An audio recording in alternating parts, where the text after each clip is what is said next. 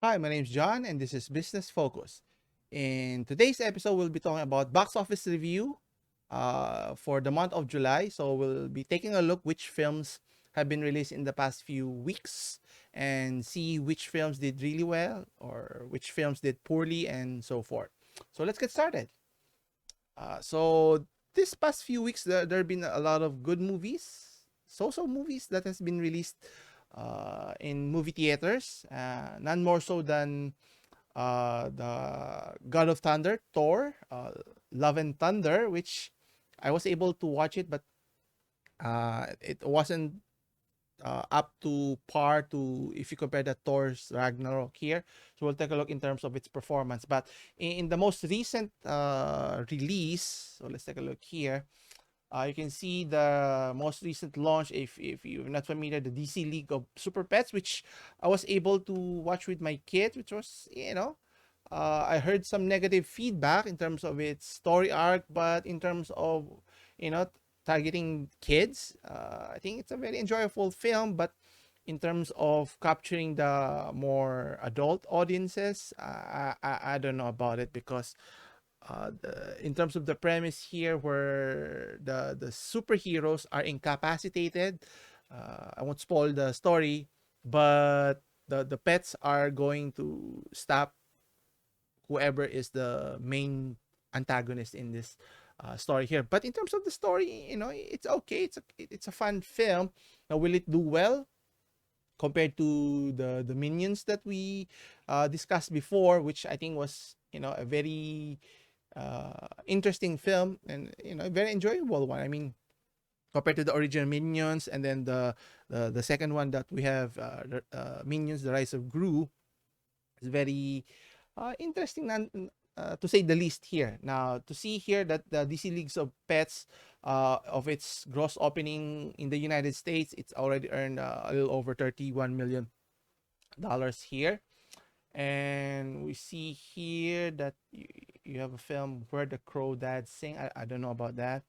Anyway, let's see the weekend box office. See where the film stack up in as of the end of July. So you can see here, DC League of Pets was recently launched by Warner Brothers.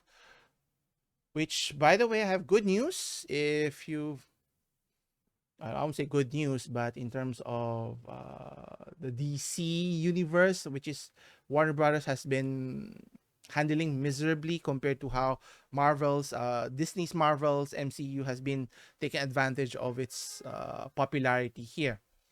Anyway, so you can see here you have DC League of Pets, which was recently launched. You have Nope, a horror movie, which I saw the trailers, which nothing to be thrilled or excited about.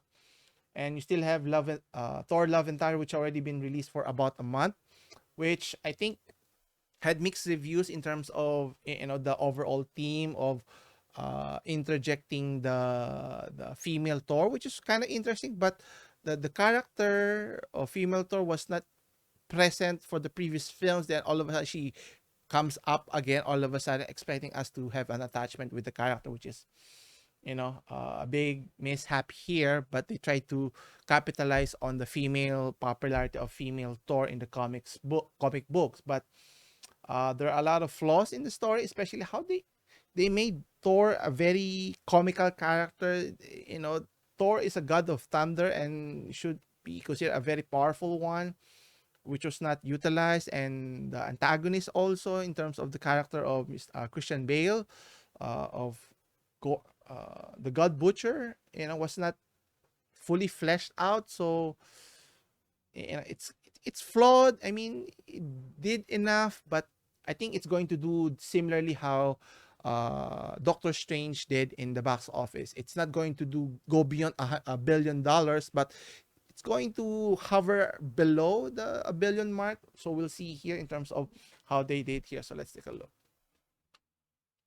So here we can see, after a month of release, so you can see that they have already generated less than $700 billion, $700 million, not billion, for the worldwide box office. But you can see that in terms of domestic, it didn't do really well. It only generated 300 million. It did much slightly better in the international box office of 360 million. And obviously, in terms of its budget, let's see how much did they spend. So they spent roughly a quarter of a billion or 250 million dollars to produce the film. And in terms of its return, the sad fact here is the studios or the studios at MCU would consider this as a big hit because obviously it was able to generate the return it's looking for. It earned twice or maybe thrice the amount that it invested in. The thing of the marketing that they used here. But the point here is they missed a big golden opportunity of generating even more if they created a very compelling story. And there's a tidbit here which they tried. I would say they tried to use, but it gets tiring after a while. They're using comedy here, which is the goats here. I'm not going to tell you what about it, but the goats in the store. I think you can see there in the photo, but you see what I mean. The first time it was okay. Second, the third time, eh. And one of the side characters here, if you notice, behind Thor, I don't know, Valkyrie was needed in the story arc. The movie could have been still accomplished without her or using a different character in this case. So it's not perfect, but it's an MCU film. Say it's better than compared to what Warner Brothers is doing currently here. Anyway, so you have Thor. As mentioned, Minions, The Rise of Gru is doing really well in terms of, with a smaller budget here. So it's doing much better than Thor, earning a little over 700 million with a budget of just 80 million. So I think for many of the studios here, they're missing the point that, to get the highest return on any films, whether it's a comic book hero or animated here, having a smaller budget, being able to maximize the budget so that you can capitalize on generating maximum returns in the long run here. Because spending in a lot of your production budget doesn't necessarily equate to high box office receipts. And as we've seen in many films here, so where was it? So let's take a look here. So yes. Oh, here's a very good example. Lightyear is a good example here, wherein, yeah, big budget doesn't necessarily translate. So they only generated 200, a little over 200 million, right? With a big production budget of 200 million. And obviously, money is not the budget is not just a key indicator, but it does tell you if you spend too much and if the story is not good. And how they portrayed the character here, an origin story for Buzz Lightyear is very disappointing and sad to say. I had to watch it with my kids, and you can see here the domestically, it didn't do fair well and even did worse in terms of international box office receipts. So it just goes to show you that that's how you create a origin story. But if you look at your MCU films, they did justice to, from Iron Man, from Captain America, Thor, and the list goes on and on. Even the second tier characters, Doctor Strange, Black Panther, Ant-Man, and so forth. They were able to do justice to the origin story of a much beloved character, even more so than Buzz Lightyear from the Toy Story. And changing the story wise is okay, but it has to make sense for the audience who's watching it. But if you're just targeting the kids, good luck. This is the performance that you're getting. But if you want to target a wider audience, which is obviously the adults who's bringing the kids, then you want to think carefully in terms of what you're trying to achieve here. And that's why I love the films, and the results will always speak for themselves in terms of what the audience love and don't love in terms of the films that they are watching.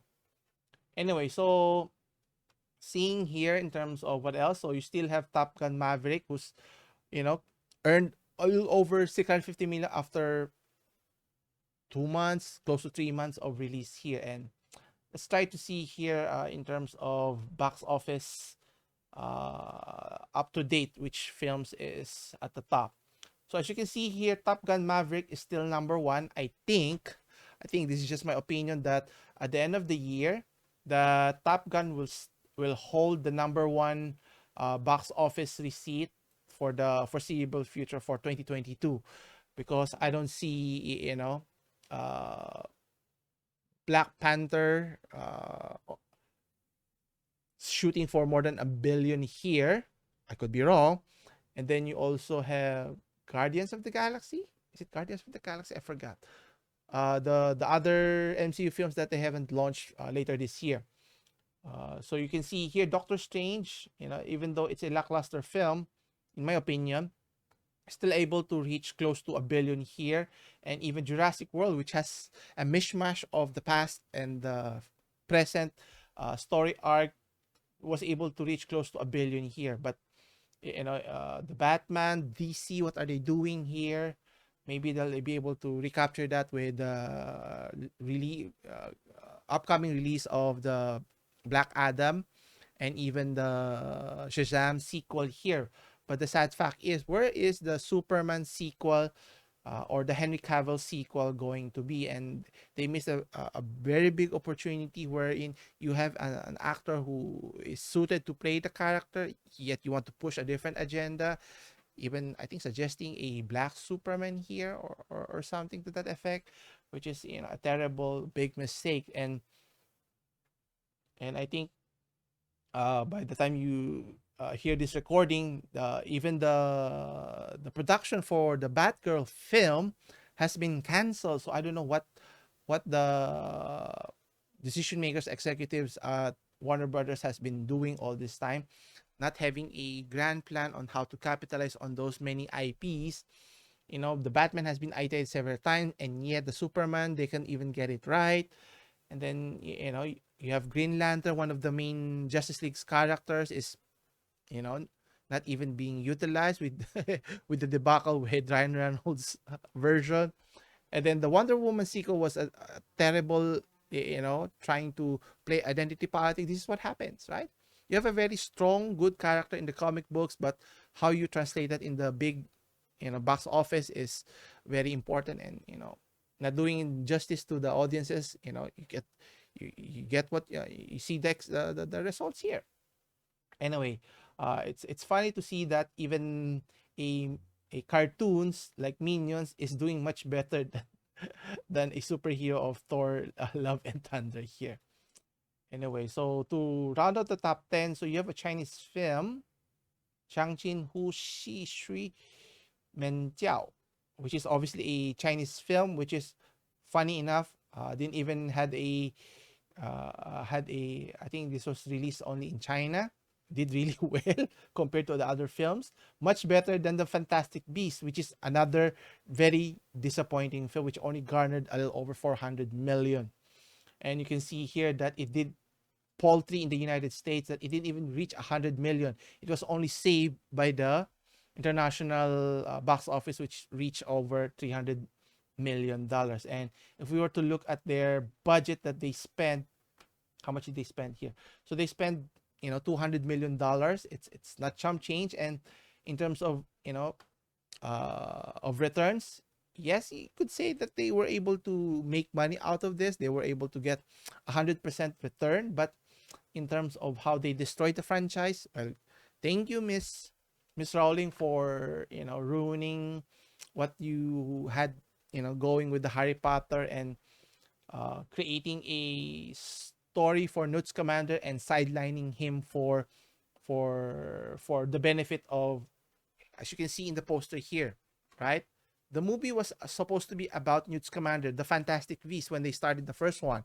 The second one, I got the feeling that they were shifting their story arc from Newt to Grindelwald to Dumbledore, which is it came to be here. And I think there was supposed to be a fourth one, so I don't know if they're going to make that one. And which is kind of disappointing. Maybe they should have just focused on Newt's commander the whole time, or if they wanted, focus on the young Dumbledore here, which is a whole subgenre that could have focused on, which is could make it compelling when Dumbledore was a young kid, when he grew up, met Grindelwald here, and how he became to be from the time before meeting Harry Potter here, or how Dumbledore got the Elder One would have been a interesting subplot here. And if we wanted to do a prequel here, or maybe uh, tell a story that is of the same universe but on a different time frame. Maybe the original four houses, right? Uh, how the four houses came to be in Hogwarts would be another compelling story that J.K. Rowling could have focused on, which I think was very disappointing here. But anyway, so then you have Sonic the Hedgehogs, which I find it interesting. And then this very disappointing. So to round out the top 10, you have Uncharted, which only generated close to 400 million. Let's see how much they spent on it. So in terms of budget, they spent only a little over 100 million, 120. And again, here is one of a very disappointing, not following through to what the game, how the game was portrayed, even the selection of the character, or in this case, the actor. I have nothing against Tom Holland. He's a great actor playing the Spider-Man character, but showcasing that right after Far From Home, then showing Uncharted, jumping, doing those stunts, makes me think that he is Spider-Man. He's going to change his suit all of a sudden. Then he doesn't resembles anywhere close to the actual Nathan Drake. And then the Sully character, which Mark Wahlberg, doesn't even come close to it because he's very old and rugged already. He doesn't look anywhere close to Mr. Wahlberg here, in fairness. And the story is a mishmash of all three or four games that the Naughty Dog made in the past here, which is, you should have focused on a different story, an original one, so that it would be a compelling. Well, the box office has, as stated here, but sad to say, they might do a sequel because it's still able to generate good returns for the studios here, which is pretty disappointing. I haven't watched it, and I don't plan to watch it because it just gives credence to those studios to push more mediocre films moving forward here. And sad to say, that rounds up our top 10 of films here. So you have other mediocre films. Elvis is not doing too well. Lightyear is another one. Morbius, which is they're trying to create uh, a different universe, of monster universe here, which is doing not too good. Then The Lost City, which was a film by Sandra Bullock, was not doing too well. Even Scream, trying to revitalize that franchise, not doing too well. And the list goes on and on and on here. And we'll see what the upcoming month, for August, what films will be released and how those films will fare, hopefully much better. And can wait to see the Christmas holidays, what films will be released later this year, and hopefully we'll get better, much content, and more entertaining than what we got earlier this year. Anyway, I think that's about it. Leave your comments down below if you think you agree that those superhero franchise should continue to with their phase 5. I've big concerns what they're trying to do with the Secret Wars without the first tier superheroes. When they did the Secret Wars, you need the mighty Iron Man, Thor, and you need to have even Captain America. But in this iteration, who's going to be the leader? Doctor Strange? Maybe? But we'll see. Anyway, that's it for now. As always, I'll see you in the next one. Take care.